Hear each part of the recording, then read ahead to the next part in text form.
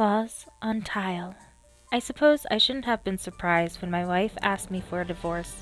The stress of juggling work, our marriage, and looking after our young daughter Emily had taken its toll on both of us. We had barely spoken to each other in months, so when the day she told me that she wanted out came, I'm not ashamed to say a part of me was relieved. My relief was short-lived, however. She presented me with a bag of clothes and told me to find somewhere else to live. I won't lie, I was angry. I mean, she was the one who was quitting the marriage. Why should I have to leave? I may have said some things that I was glad our daughter wasn't around to hear. After 2 months of staying in cheap hotels, I finally found a place. It was stupidly cheap. I had my doubts, but my ex refused to let Emily come and see me before I'd found myself some permanent place to stay. I missed her so much. I'd often heard how having a child changed you, but I never truly believed it till she was born. She was always perfect to me. With her golden hair and little stub nose, she always had me wrapped around her little finger. Even when she'd been naughty, all she had to do was smile at me, and I couldn't bring myself to stay angry at her. When I'd opened the door to my new flat, all I was thinking about was how she would be allowed to visit in a few short days. God, that place was a shithole.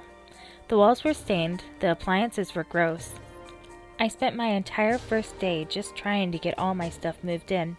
When I finally got the chance to go to sleep, I spent half the night being kept awake by music from a car outside.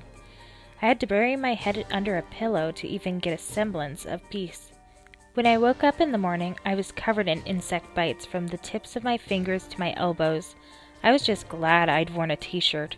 It seems even the local wildlife was out for my blood. At least it wasn't just my ex-wife.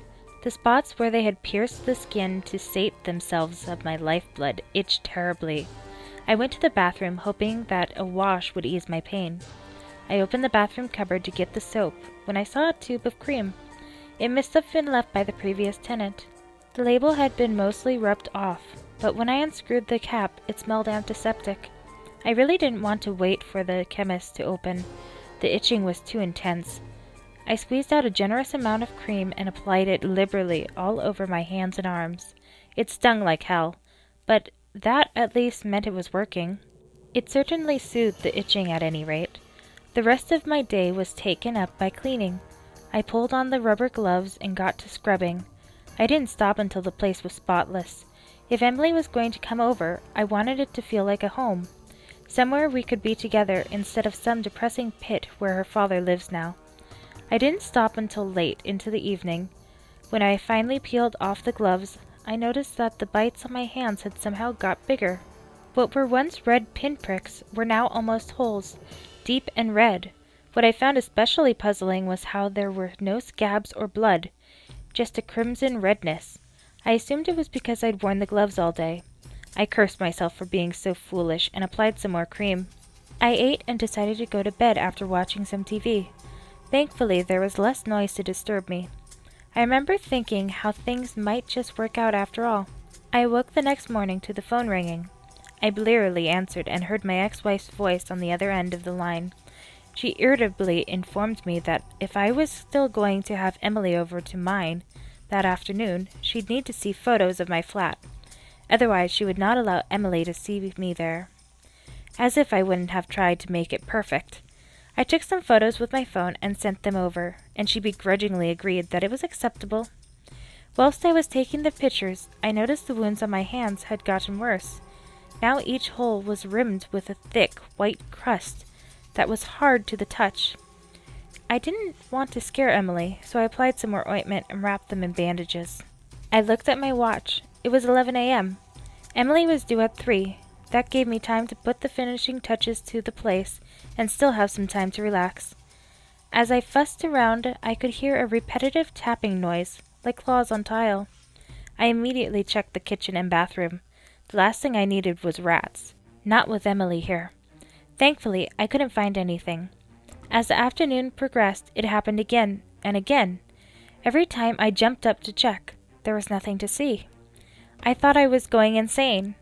Still, it wasn't enough to dampen my excitement. It wasn't long before I heard the buzzer go off, signaling Emily's arrival. I rushed down the stairs to the front door, and there she was. My heart swelled at the sight of her. Even the sight of her mother, glowering just behind her, wasn't enough to stop the sense of elation I felt. My daughter was finally here. My mind raced with all the fun activities I had planned for us, as I bent down to take her up in my huge hug. As I picked her up, I heard another tapping sound, this time louder and more intense than it had ever been before. I held her tight to my chest. Suddenly, she started to wail. I felt a wetness on my arms and saw the look of fear in my ex-wife's face. I tried to let her go, but something was preventing me from moving my arms. Her screams increased in pitch as I heard the tapping noise increase till it was almost a buzz. My ex-wife grabbed my wrists and tried to pry Emily out of my grasp, only to cry out herself and pull her hands back. I saw that where there were once fingers, there were now only bloody stumps. Emily finally managed to wriggle free, and as she fell to the ground, I saw her back was a tangled mess of meat. Bits of bones were visible in the bloody mess. I stared at my hands. The bandages had come off. The wounds underneath were no longer wounds. They were mouths, each with its own set of razor-sharp teeth.